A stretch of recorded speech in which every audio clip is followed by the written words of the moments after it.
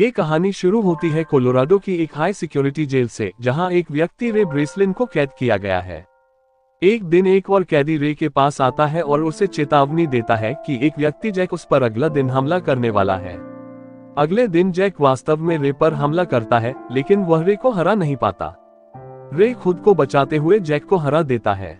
हालांकि इस लड़ाई की वजह से जेल के गार्ड रे को सजा देते हैं और उसे एक अलग सेल में भेज देते हैं, जहां सबसे खतरनाक कैदियों को रखा जाता है।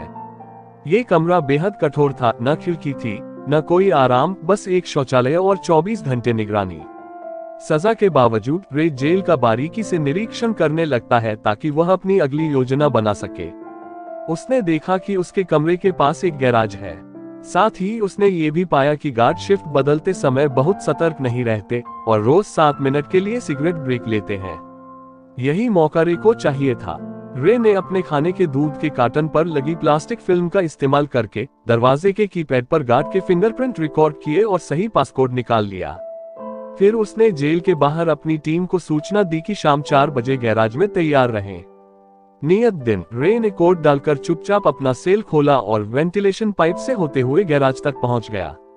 उसी वक्त उसकी टीम ने जेल के बाहर एक धमाका कर दिया, जिससे गार्ड और फायर ट्रक वहीं चले गए। रे एक फायर ट्रक के नीचे छिपकर बाहर निकल गया। हालांकि उसकी टीम उसे सुनसान सड़क पर छोड़ गई और जल्दी ही पुलिस ने उसे पकड़ लिया।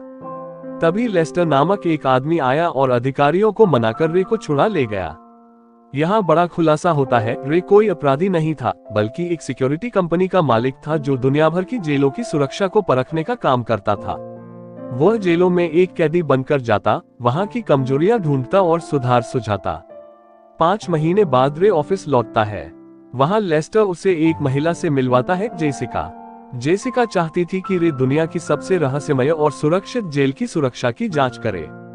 शर्त यह थी कि उसे जेल की लोकेशन नहीं बताई जाएगी, लेकिन इसके बदले बहुत पैसा मिलेगा। रे को ये बात ठीक नहीं लगी, लेकिन लेस्टर ने उसे मना लिया। फिर एक दिन रे को कुछ अज्ञात लोग अगवा कर लेते हैं। उसकी ट्रैकिंग डिवाइस निकाल दी जाती है और आंखों पर पट्टी बांध दी जाती है ताकि वह लोकेशन न जान सके। जब रे होश में आता है तो खुद को कांच के एक बॉक्स में पाता है जो अन्य कैदियों से घिरा होता है। वह वार्डन से मिलता है, जो खुद को हॉब्स बताता है, लेकिन रे को बताया गया था कि वार्डन का नाम माश होगा। यहीं से रे को शक होता है। जब रे एक इमरजेंसी कोड देता है जो उसे बाहर निकाल सकता था, तो गार्ड उसकी बात को नजरअंदाज कर देते हैं। बाहर अबिगेल और हर्ष रे को खोजने की कोशिश कर रहे थे। रे ने देखा कि सभी गार्ड एक जैसे कपड़े और मास्क पहने हैं और अत्यधिक हिंसा करते हैं। एक कैदी एमिल से रे की दोस्ती होती है, जो बताता है कि उसने कोई अपराध नहीं किया, उसे सिर्फ उसके बॉस की जानकारी निकालने के लिए कैद किया गया है।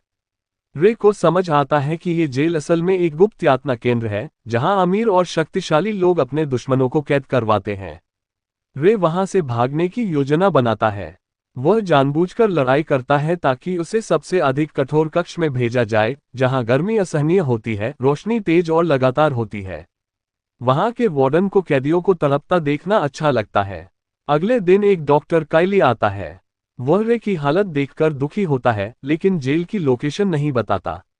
लेकिन रे को एक बड़ा सुराग मिलता है, फर्श एल्यूमिनियम का नहीं है जैसा वह सोच रहा था। इसी से वह भागने की योजना बनाता है। एमिल को गार्ड पकड़कर पूछताछ के लिए ले जाते हैं और उसे यातना दी जाती है, लेकिन वह चुप रहता है। उसी समय एमिल चुपके से धातु का एक टुकड़ा चुरा लेता है। फिर रे दोबारा लड़ाई करता है ताकि उसी टॉर्चर रूम में पहुंचे और कैमरों से छिपकर फर्श की बोल्ट खोलने लगता है। एमिल ध्यान भटकाता है। रे कागज का टुकड़ा कैमरे पर लगाकर नजर से बच जाता है और नीचे की ओर निकल जाता है। नीचे जाते वक्त एक पाइप टूट जाती है और पानी भरने लगता है। जब रे ऊपर निकलता है तो चौंक जाता है, ये जेल जमीन के नीचे नहीं बल्कि समुद्र के बीच एक जहाज पर बनी है। बाहर अबिगेल और हर्ष को पता चलता है कि जेसिका ने जो भुगतान किया था वह बाउंस हो गया है और जेसिका गायब हो गई है। लेस्टर भी मदद से इनकार कर देता है, क्योंकि उसका असली मकसद रे को फंसाकर पूरी कंपनी पर कब्जा करना था। लेकिन अबिगेल और हर्ष को जेल की सच्चाई समझ आती है, ये जेल नहीं, एक गुप्त टॉर्चर शिप है। लेकिन लोकेशन अब भी रहस्य बनी हुई है। रे डॉक्टर से फिर मदद मांगता है। वह एक गद्दा चुराकर सेक्सटेंट नाम का यंत्र बनाता है जिससे वह लोकेशन पता कर सके। लेकिन इसके लिए उसे ऊपर जाना पड़ेगा। वह कैदी जावेद की मदद लेता है, जो वार्डन को ये कहकर मनाता है कि वह ऊपर जाकर नमाज पढ़ना चाहता है। वार्डन मान जाता है। जावेद सेक्सटेंट से पता लगाता है कि वे एटलांटिक महासागर में मोरक्को के पास हैं। एमिल बताता है कि उसका एक दोस्त मोरक्को में है जो मदद कर सकता है। डॉक्टर चोरी छिपे एक ईमेल भेजता है जिसमें वह जेल की लोकेशन उस दोस्त को बताता है। अंततः भागने का दिन आता है। जावेद वार्डन को झूठी खबर देता है कि ब्लॉक ए में बड़ा दंगा होने वाला है। गार्ड्स उधर चले जाते हैं। बचे हुए गार्ड्स को भ्रमित करने के लिए कैदी आपस में लड़ने लगते हैं। इस बीच एमिल, रे और जावेद ऊपर की ओर दौड़ते हैं, लेकिन वार्डन सारे दरवाजे बंद कर देता है। दूसरी ओर एमिल का दोस्त हेलीकॉप्टर लेकर आता है। जेल के अंदर गोलीबारी शुरू हो जाती है। जावेद गोली लगने से घायल हो जाता है और रे को कंट्रोल रूम जाकर बिजली काटने को कहता है ताकि दरवाजे खुल सकें। जावेद वहीं रह जाता है और बाद में मारा जाता है। रे बिजली काट देता है। दरवाजे खुलते हैं और एमिल ऊपर की ओर दौड़ता है, लेकिन गार्ड हमला कर देते हैं। हेलीकॉप्टर वाला गार्ड से लड़ते हुए इंतजार करता है। इसी बीच रे एक पानी की टंकी में फंस जाता है। वह दरवाजा खोलकर सीधे समुद्र में कूदता है। हेलीकॉप्टर से एमिल उसे देख लेता है और रस्सी नीचे फेंकता है। रे रस्सी पकड़कर ऊपर चढ़ता है। हेलीकॉप्टर पर पहुंचकर रे अपने हथियार से शिप के ऑल टैंक पर गोली चलाता है।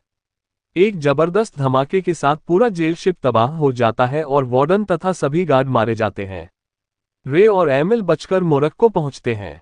वहां एक कार उनका इंतजार कर रही होती है। कार से बाहर निकलती है जेसिका।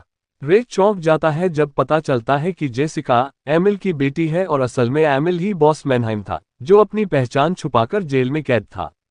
जेसिका का असली मकसद अपने पिता को छुड़ाना था। वह ये भी बताती है कि लेस्टर ने वार्डन से मिलकर रे को फंसाया ताकि वो सीईओ बन सके। आखिरकार रे अबिगेल और हर्ष से मिलता है, जो उसे सब कुछ बताते हैं। जब लेस्टर को पता चलता है कि रे बच निकला है, वह भागने की कोशिश करता है, लेकिन हर्ष उसका पीछा करता है और उसे पकड़ लेता है। अंत में लेस्टर जब होश में आता है तो खुद को एक कार्गो शिप में पाता है, जहां हजारों कंटेनर हैं और उसे पता नहीं होता कि वह जहाज कहां जा रहा है।